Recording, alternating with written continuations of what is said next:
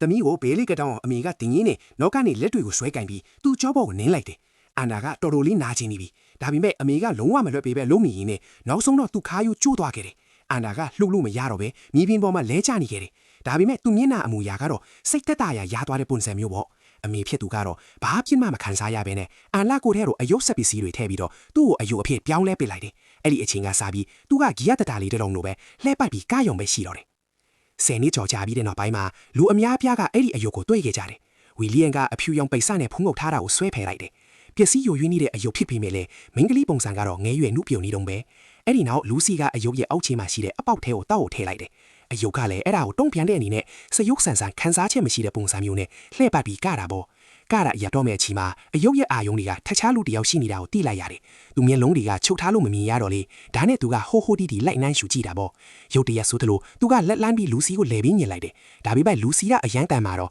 သူ့ကိုတွန်းဖယ်ပြီးတတိလက်အောင်လှုပ်လိုက်တယ်။လူစီကအန်နာမျက်လုံးကချုပ်ရိုးတွေကိုဖျက်ဖိလိုက်တော့အန်နာကအမီအာယုံရောတတိရောပြန်ရလာတယ်။ပြီးတော့လူစီကိုတိုက်ခိုက်ကရက်လိုက်တော့တယ်။နောက်ဆုံးတော့အန်နာကလိုင်းပုတ်တန်တွေနဲ့ကန်းဆက်ကိုရောက်လာခဲ့ပါတယ်